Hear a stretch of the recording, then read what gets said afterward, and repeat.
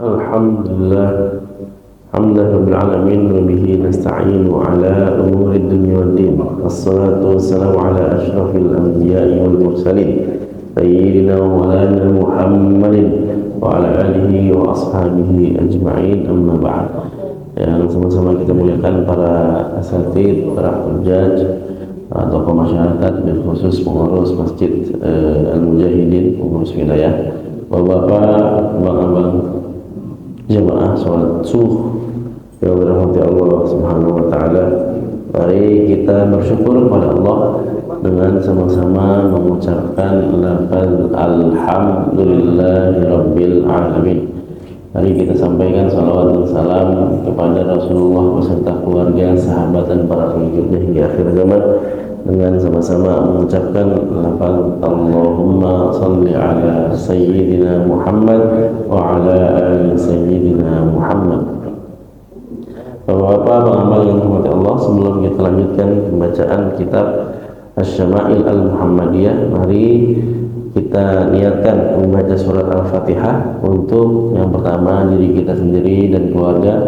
Semoga Allah berikan istiqomah dalam ibadah dan amal-amal soleh.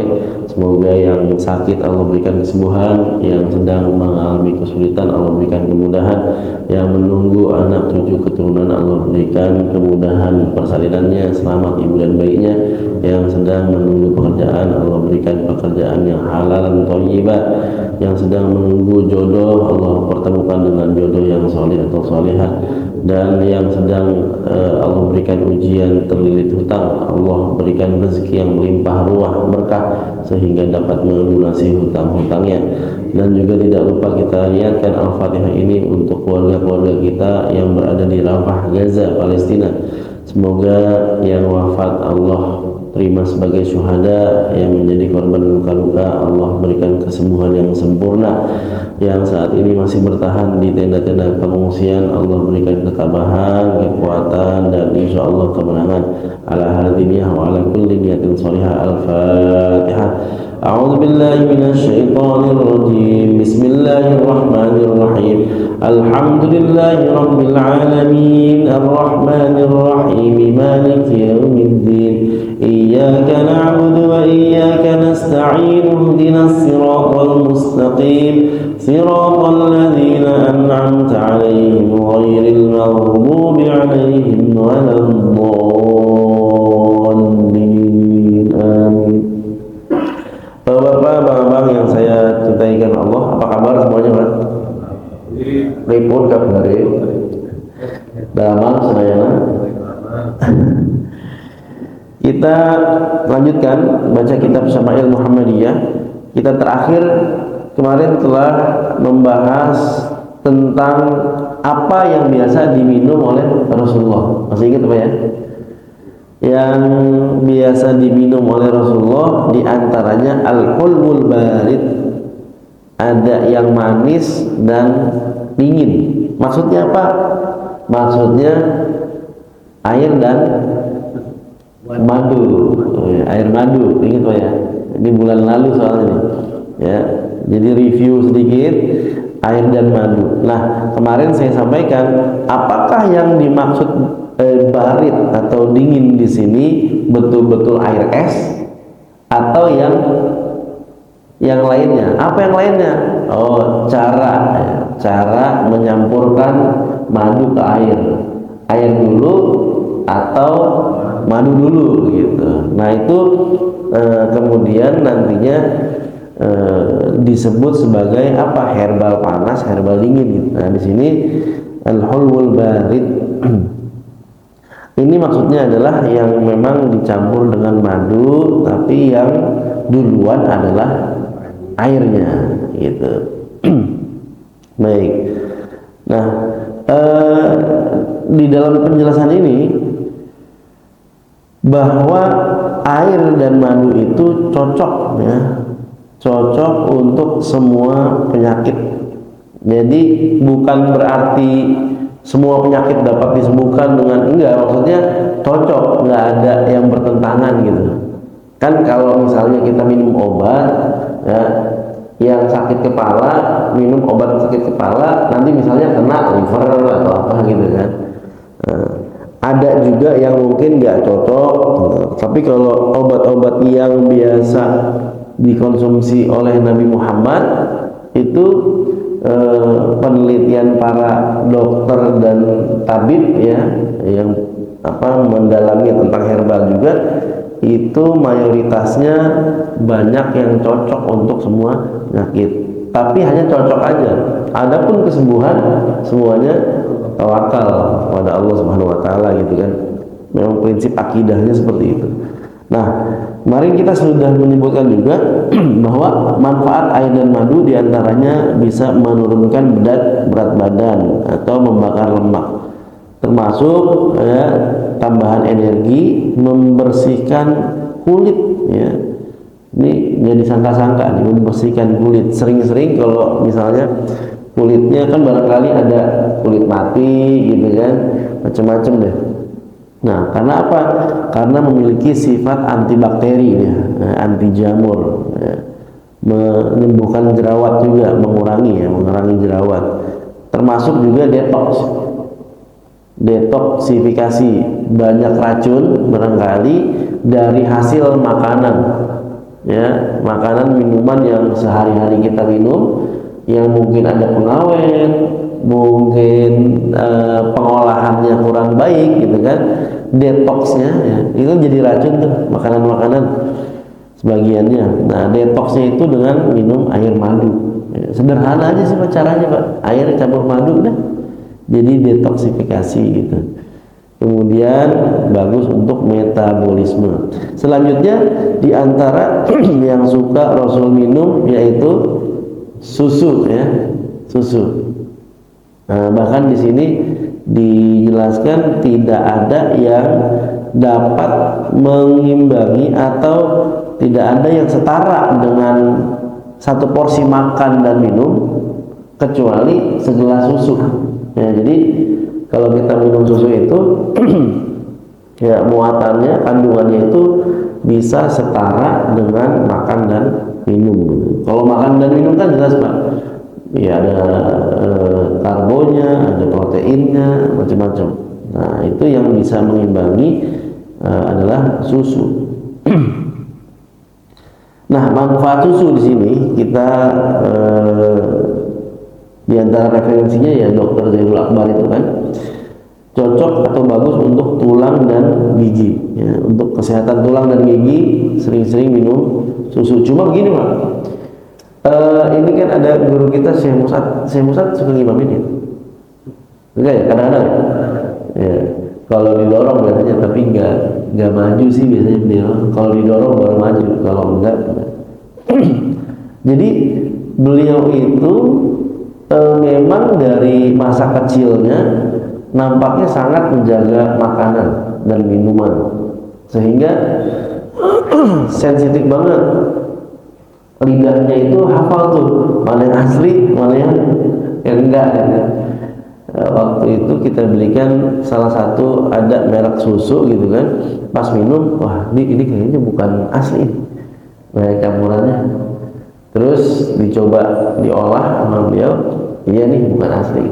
Ada nggak gitu informasi penjual susu sapi murni?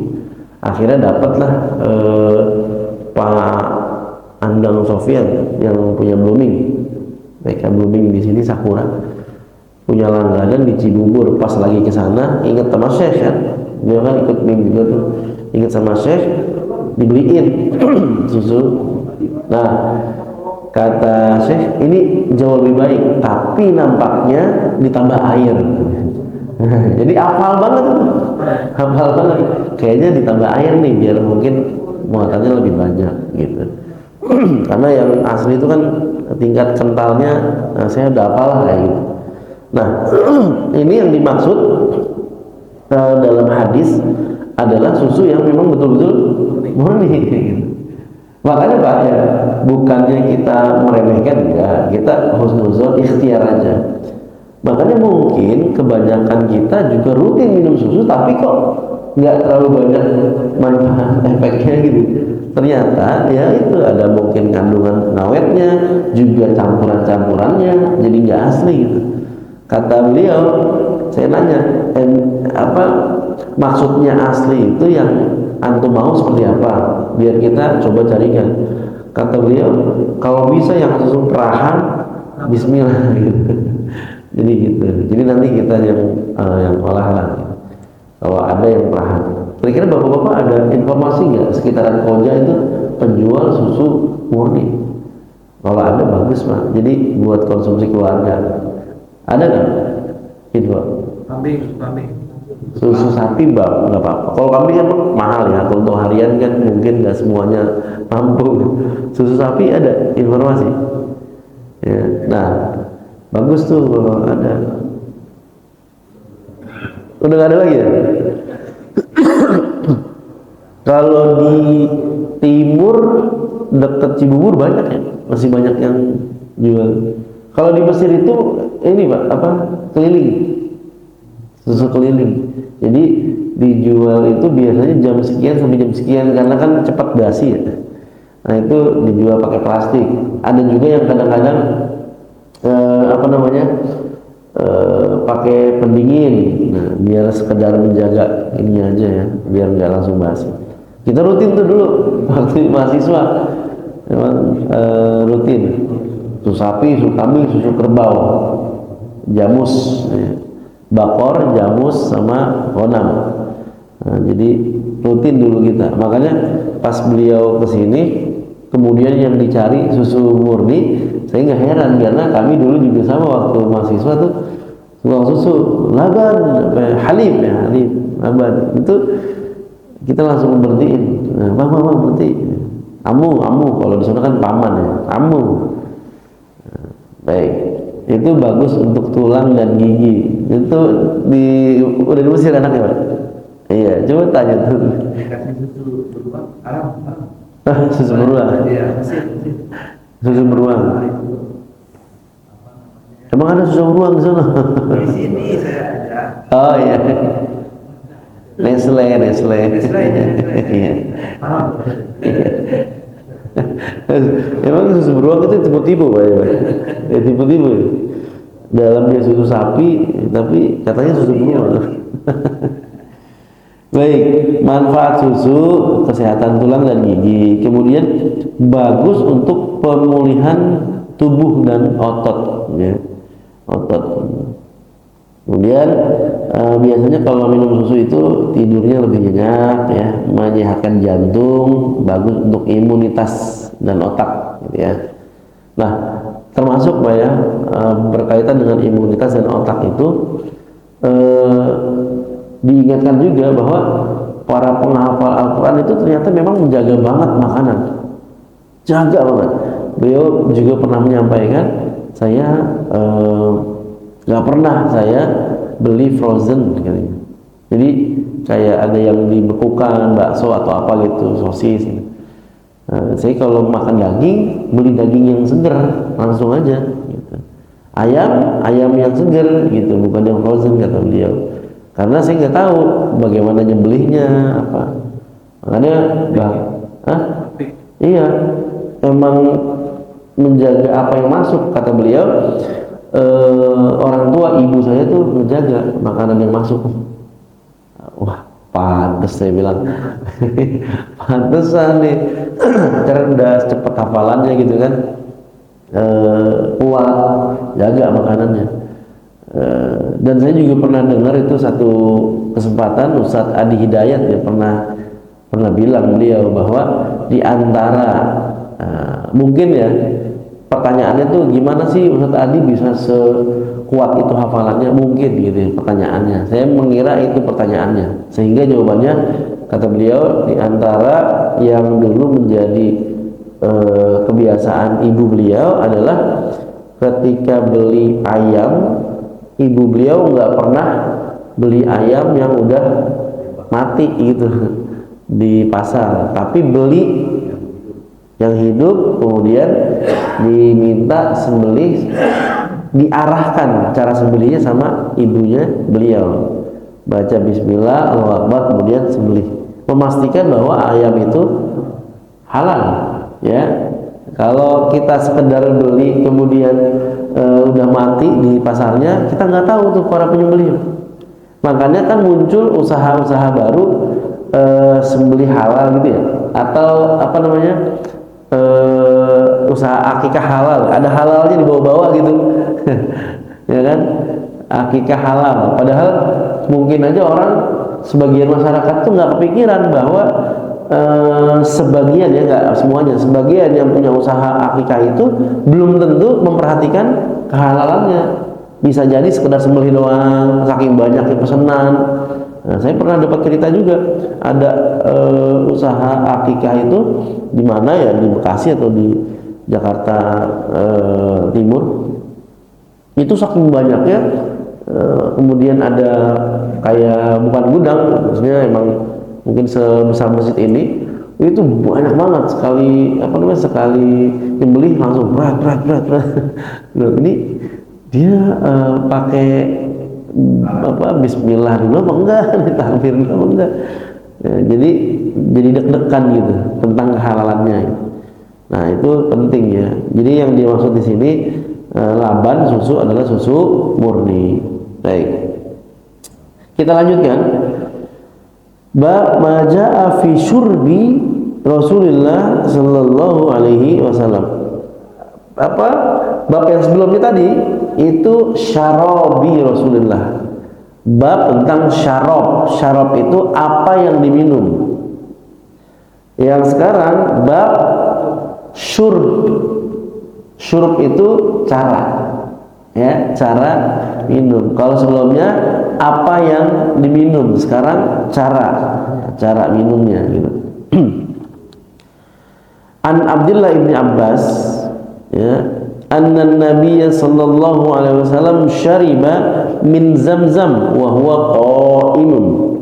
Jadi kesaksiannya Abdullah bin Abbas, sesungguhnya Rasulullah sallallahu alaihi wasallam ketika haji wada, ya, ketika haji wada beliau minum air Zam-Zam dalam keadaan berdiri.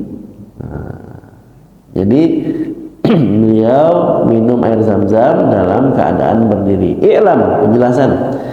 Annahu sarraha fi ba'dil ahadits bi annahu sallallahu alaihi wasallam syariba qa'iman wa fi sahih Muslim wa ghairihi anna an-nabi sallallahu alaihi wasallam naha 'an syurbi qa'iman wa tawfiq bainahuma anna an-nahya mahmulun 'ala at-tanzih wa syurbahu qa'iman li bayanil jawaz wa yumkin an yakuna al-qiyam mukhtassan bima'i Zamzam.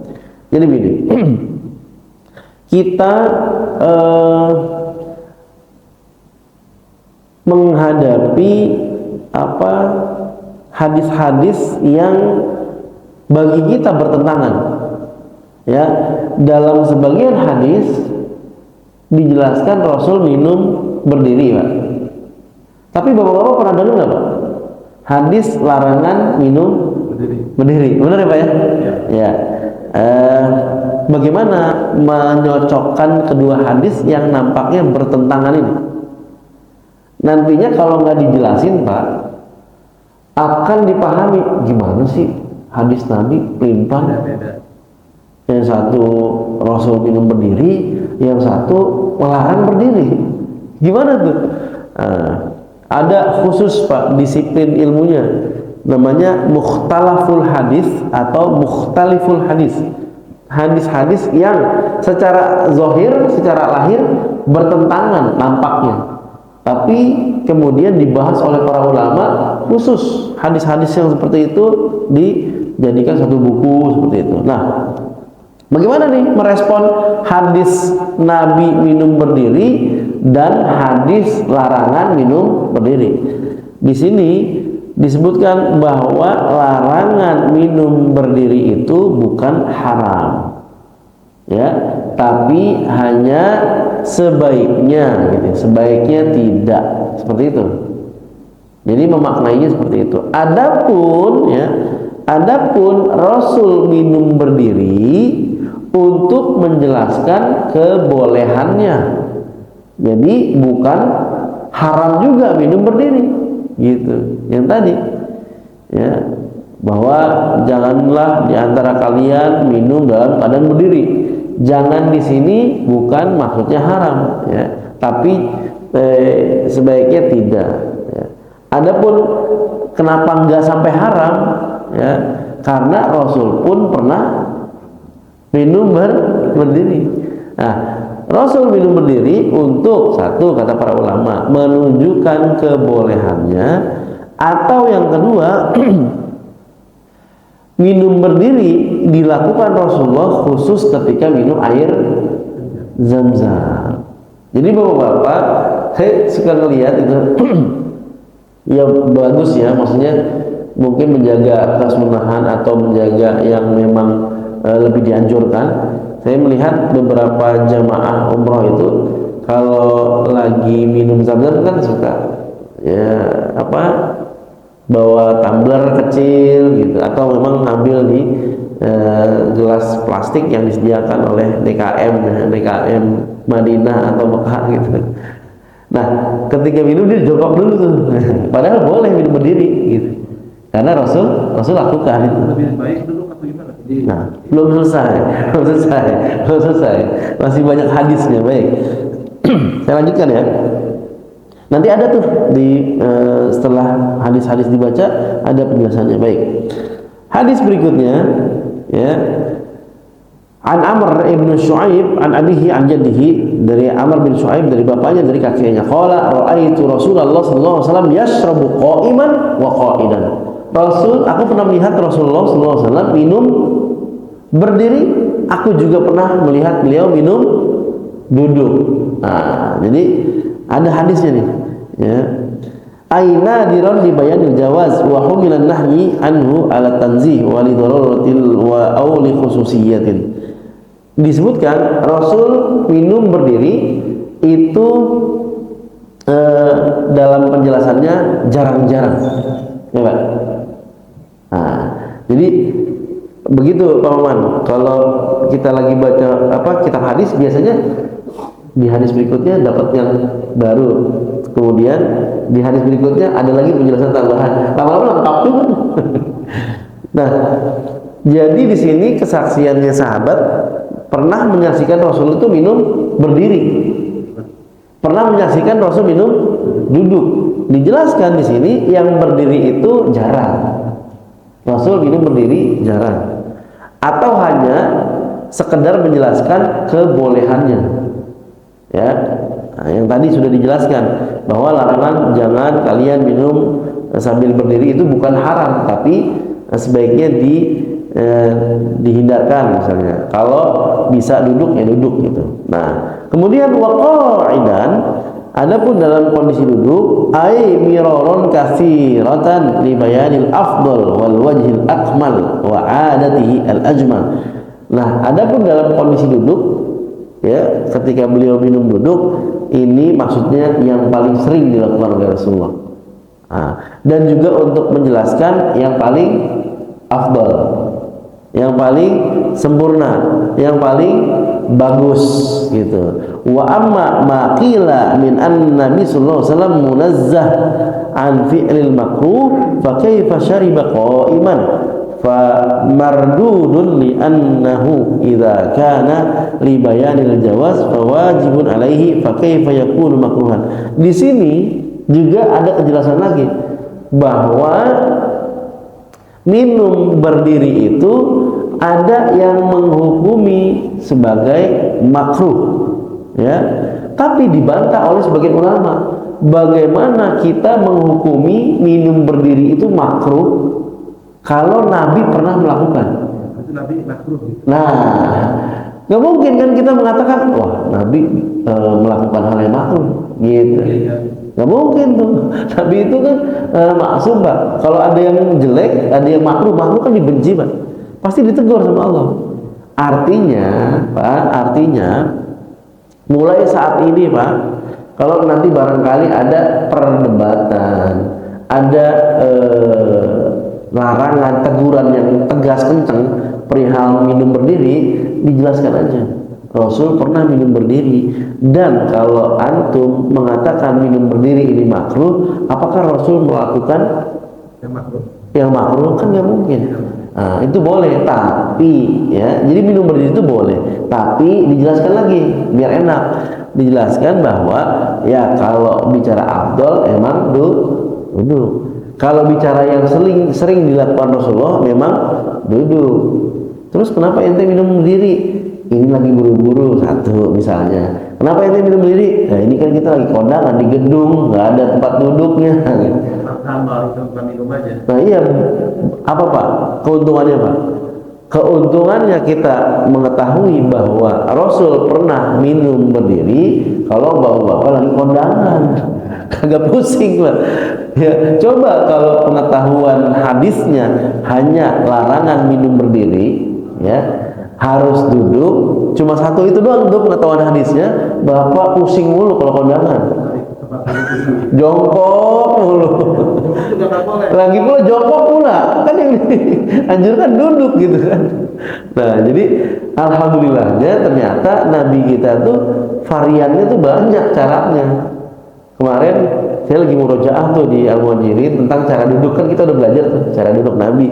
Ada yang itu tuh kayak gitu. Nah, ini kan bapak kan dua-duanya ini kan begini kan, yang satu kayak begitu tuh, ditumpangin kakinya. Nah itu ada cara Nabi yang kayak gitu duduknya, agak-agak setengah selonjoran, boleh? Ya boleh. Nah kayak gitu tuh, ya kan? Nabi pernah duduk begitu. Ya kalau kayak gini kan kayak kita namanya tarobo. Terus yang kayak begini nih, ya ada Nabi pernah duduk begini. Itu di warteg.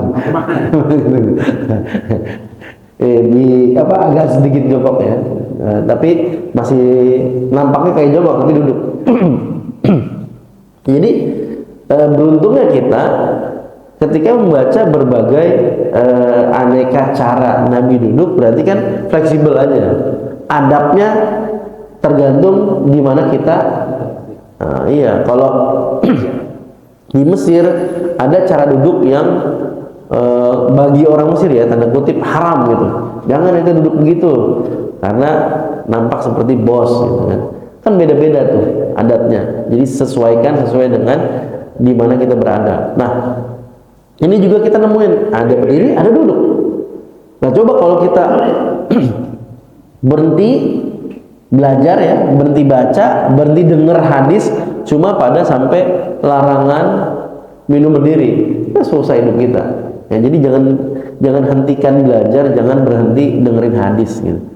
Selalu ada tambahan-tambahan faidah insyaallah. Kemudian hadis berikutnya ya, an Abdullah bin Abbas.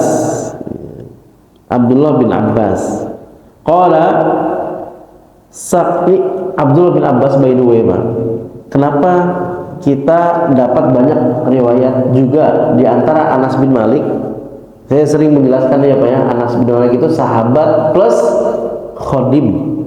Ya, jadi banyak dapat karena memang namanya pelayan ya, sahabat plus pelayannya Nabi gitu, sering bikinin teh buat tamu-tamunya Nabi gitu kan, kemudian mungkin bersihin rumahnya Nabi karena emang dititipin sama ibunya. Jadi banyak banget yang detail-detail itu dari Anas bin Malik termasuknya. Nah, Abdullah bin Abbas juga ternyata banyak kita temuin hadisnya. Siapa Abdullah bin Abbas? Abbas itu pamannya Nabi gitu. Usianya nggak jauh sama Nabi. Abdullah bin Abbas anaknya, berarti ponakan. Nah, maaf sepupu. Jadi Abdullah bin Abbas ini memang sering dianjurkan untuk ikut majelisnya Nabi. Udah hadir gitu. Diajak gitu. Jadi dapat banyak. Ini anak-anak yang sering hadir ke majelis ilmu dari kecil dia dengar, itu banyak dapatnya, Pak. Banyak dapatnya. Biasanya kan bawa anaknya Pak ya, biasanya. Itu dapatnya banyak tuh, dari kecil dia dengerin. Itu siapa? Yang pojok kecil. Siapa? Siapa namanya? Hah? Siapa? Namanya siapa? Suaranya nggak kedengeran. Nias. Iras. Ya. Ledekin sama bapaknya. Iras ya. Dapat banyak dia kalau hadir terus kan. Coba bayangkan. Sekarang umur misalnya berapa? 13 ya. Dari 13 coba. Bisa istiqomah sampai tua. Dapat Pak. 13 tahun udah aktif majelis. Sampai 53, wah udah dapat banyak lah. Iya Pak. Ini Abdullah bin Abbas termasuk, Anas bin Malik termasuk. Jazakumullah khairan. Saya pakai gelasnya pakai itu dong. Jelasin Nabi. Batok. Tapi mulai banyak ya di apa restoran-restoran itu ya. Banyak. Gelas yang batok dari kelapa memang. Sampai itu Ya, lucu. Baik. Nah, dari Abdullah bin Abbas lagi, qala saqaitun nabiyya min zamzam fasyariba wa huwa qa'im. Aku nih gantian sekarang aku menuangkan Rasul air Zam-Zam. Kemudian Nabi Muhammad minum dalam keadaan berdiri. Jadi apa namanya? Udah dijelasin di hadis sebelumnya. Nah, kenapa diulangin? Ini bulan lalu saya jelasin. Kenapa diulangin disebutin lagi hadisnya? Tadi udah Zam-Zam, sekarang Zam-Zam lagi untuk menguatkan bahwa misalnya itu Nabi pernah minum air Zam-Zam berdiri. Banyak kita minum air Zam-Zam berdiri sambil berjalan. Jadi berjalan tamarin hadisnya boleh nggak? baik. Ya. Kita selesaikan dulu ya. Kita lihat nemu nggak kita nih hadisnya minum sama sambil jalan-jalan ini. Nemu nggak kita nih? Ya. kalau kata penjaga bioskop tunggu tanggal mainnya. Ya, bentar ya. Nanti ingetin ya Pak ya. Nah ini untuk menguatkan berarti memang Rasul pernah minum berdiri. Jangan dibilang nggak pernah. Jangan kemudian dibilang perbuatan itu makruh. Nggak mungkin Rasul melakukan perbuatan makruh. Cuma kalau bisa duduk afdol gitu aja, gitu. Atau memang ya ini ya apa namanya perbedaan pendapat ulama ya. Memang karena ada kata jangan di situ. Kan saya pernah ini juga. Tidak boleh. Iya, karena ada kata la yashrobanna kan, Bapak kan kalau ada anak-anak yang udah mulai dapat pelajaran hadis, anak-anak itu kelas 2, kelas 3 itu barangkali udah pernah dapat la yashrobanna ahadukum qa'iman. Janganlah sekali-kali kalian minum dalam keadaan berdiri. Jangan sekali-sekali gitu kan. Nah, ulama juga memang ada yang berpendapat ada fi'il, ada qaul, ada perbuatan, ada perkataan gitu. Perbuatan Nabi pernah minum berdiri, tapi perkataan beliau larang minum berdiri. Jadi ya ini aja ya, sekedar peluasan aja, perbedaan pendapat. Jadi tidak masalah kita katakan itu makruh karena Nabi sendiri melarangnya gitu. Jadi ya biasalah, namanya fikih kan ya, ada nggak lepas dari perbedaan pendapat para ulama gitu. Kalau di sini yang mendukung bahwa bagaimana mungkin Rasul melakukan hal yang makruh ya, jadi di sini hanya sebatas mubah aja, boleh gitu, bukan makruh. Baik, hadis berikutnya siapa nih ya, an Abdul Malik bin Maisarah anin Nazzal bin Sabrah qala utiya Ali bin Abi Thalib dihadirkan kepadanya, disuguhin bikuzin min ma'in apa gayung ya, diberikan gayung wa huwa fir rahbah dan beliau dalam di dalam sebuah tempat yang luas ya, sebuah masjid yang besar gitu ya. Fa innahu makanun wasat masjid al-Kufah kana sayyidina Ali yaqudu fi wa Bapak pernah nggak ngelihat masjid-masjid di Turki, di Mesir itu kan suka ada ruang terbuka, di tengahnya ada tempat wudhu. Nah gitu. Jadi kalau stylenya Masjidil Haram karena memang Ka'bahnya terbuka begitu ya. Kalau style Masjid Nabawi mayoritas kan tertutup ya, ada satu yang dekat atau ke arah raudhah itu yang ada payungnya aja tuh, dikit aja. Tapi kalau style-style masjid di Turki juga di Mesir itu banyak masjid yang ruang utamanya misalnya anggaplah ya seruangan sholat ini, tapi di depan itu terbuka lebar, luas, halaman dalam bahasanya ya. Di tengahnya ada tempat wudhu biasanya. Itu Turki style begitu tuh Turki. Sama Mesir juga banyak. Kemarin kita kalau di Azhar kan ya, cek aja browsing Masjid Azhar, pasti ada nemuin lapangan, bukan lapangan ya, lahan yang kosong, kemudian di tengahnya ada semacam tempat wudhu gitu. Ada Istiqlal ya? Di luarnya. Iya. Betul, lantai 2-nya. Nah, Masjid Amr bin As kalau nggak salah kemarin itu kan udah 11 tahun saya baru balik lagi ke Masjid Amr bin As. Jadi Amr bin As itu kan adalah sahabat Nabi yang ditugaskan menyebarkan Islam di Mesir kan. Nah, beliau adalah yang pertama kali ya menginjakkan kaki membawa misi Islam. Nah, di situ ada Masjid Amr bin As. Itu difungsikan sebagai tempat minum di situ. Jadi bukan tempat wudhu, ya tergantung DKM-nya. Dia mau fungsiin sebagai apa di situ? Diisi air minum atau air wudhu. Karena kita waktu kemarin tuh wudhunya di luar, jadi di tengah itu jadi fungsi tempat minum. Nah, Ali bin Abi Thalib ya pernah minum di tempat seperti itu. Jadi memang lahan kosong di masjid ya. Nah, fa'akhadha minhu kaffan faghasala yadayhi wa madmada wastanshaqa.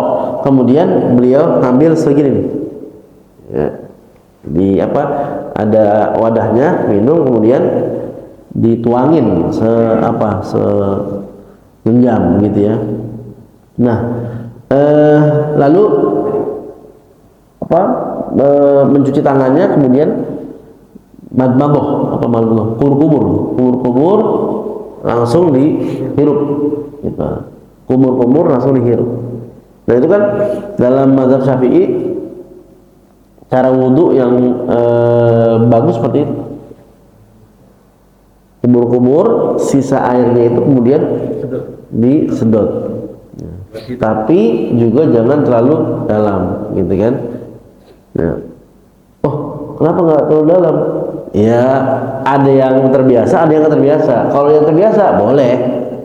Ya. Kalau nggak biasa, iya. Ya, pelan-pelan dulu maksudnya, jangan terlalu dalam. Ntar lama-lama udah terbiasa. Nah itu Pak, kalau udah kerasa pedes-pedesnya ke sini, itu langsung bisa nyambung ke kepala kan, teng gitu ya. Suka kan kalau nggak mengalami dalam keadaan berwudu, biasanya kita mengalami dalam keadaan berenang, benar nggak? Waktu kemasukan air. Sebetulnya Pak, istinsyak itu ini diantara mukjizatnya Nabi. Sebetulnya ketika istinsyak, ngirup, kemudian sampai kerasa pedes terus berasa kepala, itu seperti kita lagi di akupuntur tuh di kepala kita. Jadi kalau kita nggak suka jarum, takut jarum, ya nggak berani akupuntur, tapi kepala kena-cenut, itu bisa istinsyak, sering-sering istinsyak. Jadi kalau wudhu maksudnya pakai cara istinsyak ya, hirup, jangan gini doang, colek-colek doang mah, cuma kena kerak-kerak kopil, gitu. Ya, tapi dihirup deh, istinsyak namanya. Wa masaha wajahu wa dhira'aihi wa ra'sahu. Ya. Nah, jadi ini multifungsi nih airnya. Dikasih sewadah air, jadi kemudian digunakan wudhu. Setelah istinsyak, membasuh wajah, kemudian tangan, ya, kemudian kepala. Nah, jadi itu digunakan sebagai wudhunya Sayyidina Ali bin Abi Thalib. Lalu sisa air itu tetap dipakai untuk minum dan beliau dalam keadaan berdiri. gitu ya, berdiri ya. Summa qala hadza wudu ma lam yuhdits. Kemudian dia berkata ya, siapa yang bersuci atau tajdid wudu, saya enggak ada hadas, kata Sayyidina Ali bin Abi Thalib, tapi saya hanya ingin memperbarui wudu saya aja. Hakadza ra'aitu Rasulullah sallallahu alaihi wasallam fa'al. Beginilah aku melihat Rasulullah sallallahu alaihi wasallam melakukannya. Maksudnya apa, Pak? Tajdid, memperbarui wudu. Kadang-kadang bapak-bapak kan maghrib ke isya masih ada wudu ya, tapi nggak ada salahnya bahkan juga Nabi melakukan ya wudu lagi, nggak apa-apa.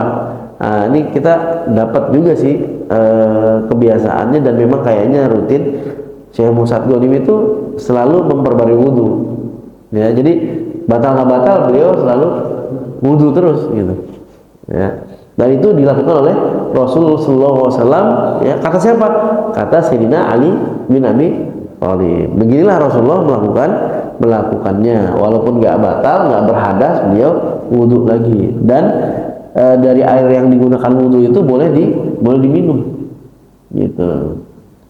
Di sini nggak dijelasin nih, Pak, air yang udah matang apa enggak. Kalau di Mesir itu, Pak, orang-orang lebih suka air keran. Bapak ada yang pernah nggak lancong gitu, umroh Mesir gitu? Ada? Ini bersih kan? Iya, memang filter dari Nil. Iya, filter dari Nil gitu. Karena sumber terbesarnya kan Nil. Gitu. Itu pun lebih suka air keran itu. Kami dulu masak, rebus air. Ada tuan rumah, kami kan jadi rumah kosnya, paman kos. Abi bagi air, bagi minum. Kita tuangin dari air yang direbus.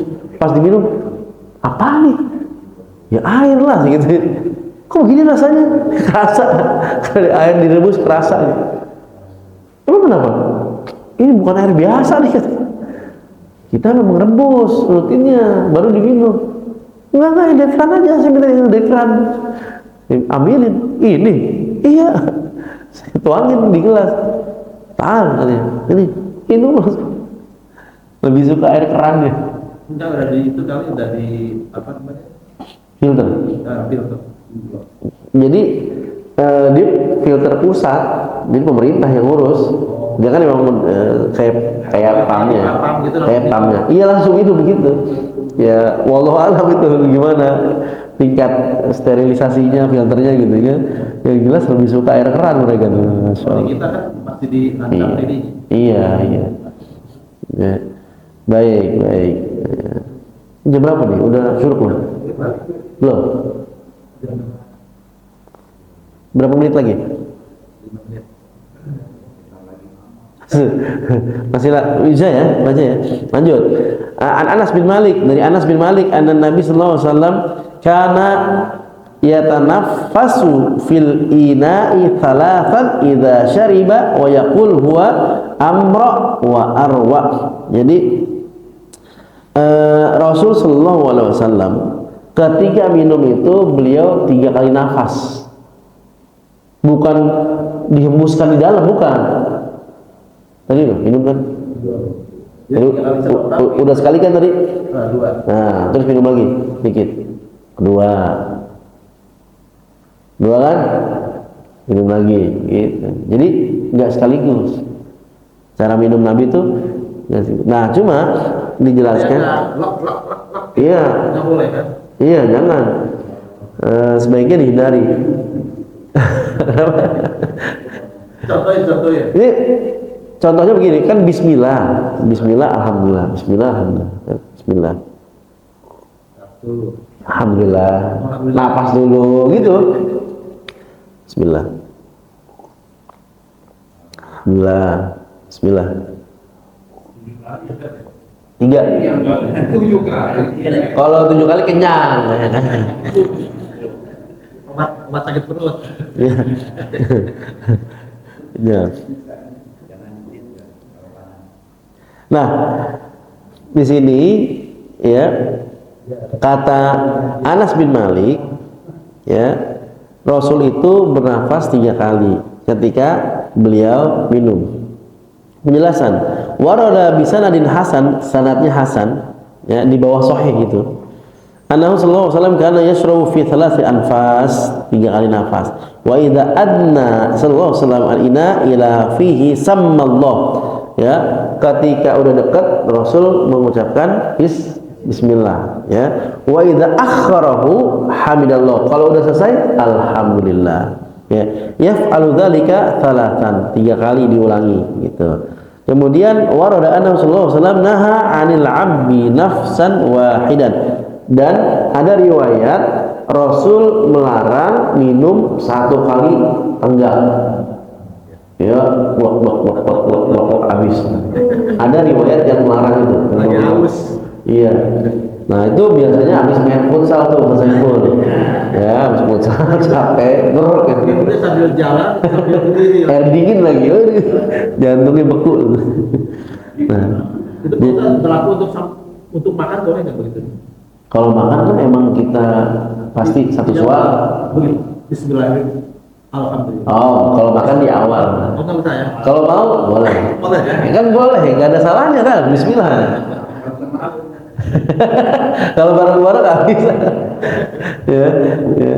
Kalau bareng-bareng itu ada prinsipnya, Pak. Makan bareng-bareng itu prinsipnya sekali ngomong 2-3 suap terlewati. Nah, gitu. Jadi kalau lagi makan bareng jangan banyak ngomong, suap aja langsung. Gitu. Nah, dijelaskan di sini ada riwayat ya, Rasul pernah melarang minum sekali tenggak, gitu, sekali tenggak, ya habis, jangan. Dzalika syurbus syaiton, kata Nabi, itu cara minum setan. Gitu. Kemudian dijelaskan juga di sini, ya, idza syariba fi sahihain, di kitab sahihain Bukhari Muslim, ada Nabi sallallahu alaihi wasallam naha an yutanaffas fil ina. Ya, fal makna kana yashrabu 3 marrat wa ba'da kulli marratin yuzilul ina. Tadi sudah saya jelaskan. Jadi kalau bapak-bapak pernah mendengar larangan bernafas, ya, atau meniup, ya, meniup wadah air atau gelas, itu maksudnya pas lagi begini. Oh, jangan ditiup. Iya. Nah, gitu. Tapi yang dimaksud Rasul minum 3 kali nafas adalah bismillah, minum dikit, dijauhin. Nafas dulu, alhamdulillah. Minum lagi, apa gimana? Iya, bukan pas lagi di gelasnya begini, ya.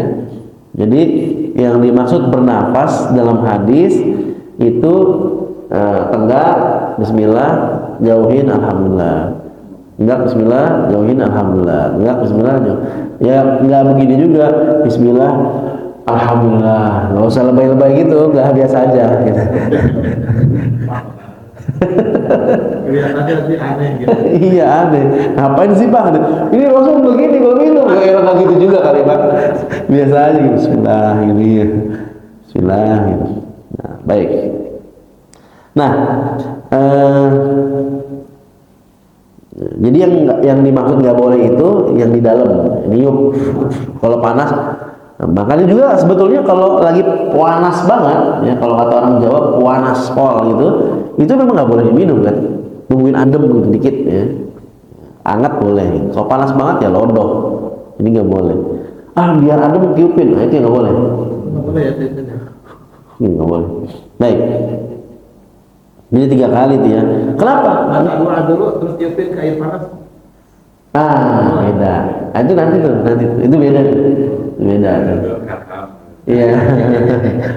Jadi kopi panas itu, Pak, ya, perlu diketahui, Pak, itu bisa adem ketika Bapak sebelum minum baca Al-Baqarah. Itu bisa adem itu. Iya, betul. Dua itu jangan cerita-cerita ke orang lain, Pak, ya, Bapak doang yang tahu itu. Kemudian ketika Rasul mempraktekkan minum begitu, dilihat sama Anas bin Malik, kata Rasul, sesungguhnya cara minum yang seperti ini itu lebih bagus untuk untuk pencernaan. Kemudian lebih, nah ini nih susahnya ngejelasin bahasa Indonesia. Di sini sih lebih rian, lebih arwah. Tapi di Indonesia nggak ada tuh. Kalau setelah makan apa? Kenyang. Setelah minum kenyang juga. Kenapa kenyang juga? Jadi bukti Pak, bahasa Indonesia tuh hilang haus. hilang. Bahasa Indonesia tuh terlalu miskin untuk menjelaskan bahasa Arab gitu. Makanya Al-Qur'an itu bahasa Arab ya, kaya. Ada di sini ya, arwa kata Nabi, sungguhnya dia tuh lebih, kalau bahasa kita ya, lebih mengenyangkan. Tapi kan minum ini. Kita bingung bahasa. Ada nggak bapak-bapak yang tahu? Setelah makan kenyang, setelah minum apa? Saya nggak tahu, jujur aja saya nggak tahu. Yang pakar-pakar bahasa dah. Lebih menghilangkan dahaga lah kira-kira gitu. Gitu. Jadi bukan berarti ya Saiful habis main futsal ya, dia habis tanding sama Syekh kuat juga ya, dia lari ya, hampir 1 jam full ya main. Habis main futsal capek minum blok, wah ini lebih menghilangkan dahaga. Ternyata enggak. Malah tambah ini ya. Ya kalau Rasul udah larang, kita khawatir ada bahayanya gitu. Mungkin enggak gitu kan. Jadi pelan-pelan aja. Seperti itu. Itu dalam satu riwayat Rasul minum 3 kali teguk gitu ya. Riwayat yang lain an Abdullah bin Abbas, anna Nabi sallallahu alaihi wasallam kana idza shariba tanaffasa marratain. Nah, ini kan cara ya. Anas bin Malik melihat Rasul 3 kali, bismillah, alhamdulillah, bismillah, alhamdulillah, bismillah, alhamdulillah 3 kali. Riwayat Abdullah bin Abbas pernah melihat Rasul 2 kali tegak aja. Ya. Bismillah, alhamdulillah. Bismillah, alhamdulillah. Artinya apa, Pak? Bapak mau minum 2 kali teguk boleh. Mau 3 kali teguk boleh. Mau 4-5 kali boleh nggak? Tadi kata Pak siapa? 7 kali boleh. Artinya boleh, ya. Karena Rasul itu melakukan ya beberapa cara. Biasanya kalau Rasul lakukan berbagai cara, itu menunjukkan kebolehan varian-varian yang lainnya. Seperti tadi, cara duduk itu berarti boleh. Cara duduk yang bagaimana tergantung urf, tergantung kebiasaan tempat tersebut. Minum ada yang 2 kali, ada yang 3 kali, berarti boleh 4, boleh 5 gitu ya. Boleh 1. Ya, boleh ya. Kalau cuma sekedar bahasain doang 1 ya, boleh. Jadi seperti itu. Nah, sampai sini dulu ada yang mau ditanyakan? Oh, tanggung nih, tanggung. Habisin ya. Ya, Pak, habisin ya, dikit. Ternyata mau habis.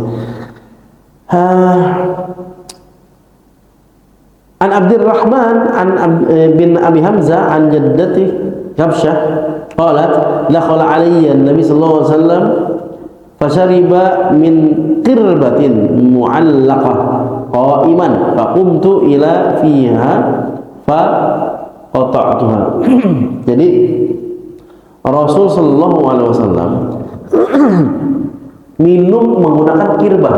Bapak tahu kirbah? Kirbah, tempat air minum yang terbuat dari kulit. Iya.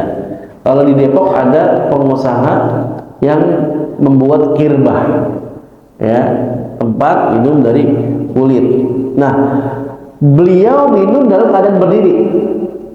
Minum dalam keadaan berdiri disaksikan oleh Kabsyah, sahabat perempuan Kabsyah.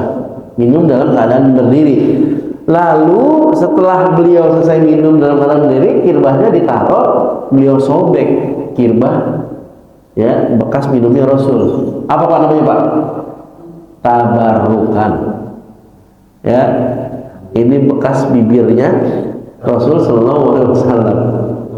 Disobek, ya, dipotek. Kenapa? Tabarukan, kenang-kenangan. Ini pernah dijadikan tempat minumnya Rasulullah. Bukan jadi jimat. Oh, ini orang-orang Indonesia yang jadi jimat.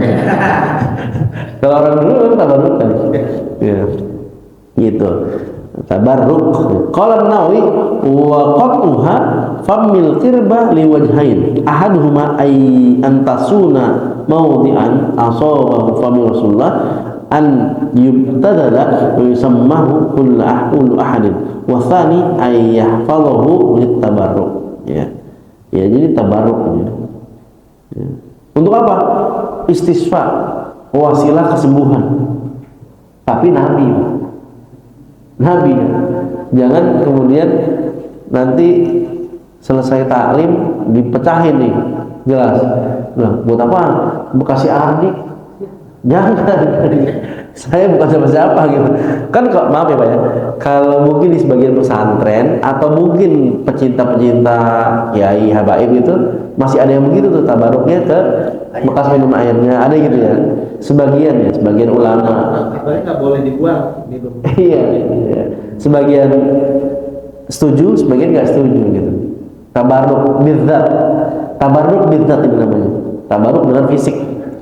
Ada yang nggak setuju, katanya tabaruk dengan fisik itu hanya boleh kepada Nabi aja. Yang motek itu, terus dari rambutnya Nabi, ya keringatnya Nabi gitu. Kalau setelah Nabi wafat nggak boleh. Tapi ada lagi yang membolehkan, apa katanya? Ulama itu pewarisnya Nabi. Nabi yang mengatakan ini ulama nih gitu, warisannya Nabi nih. Jadi diminum sisaan airnya gitu. Jadi seperti itu.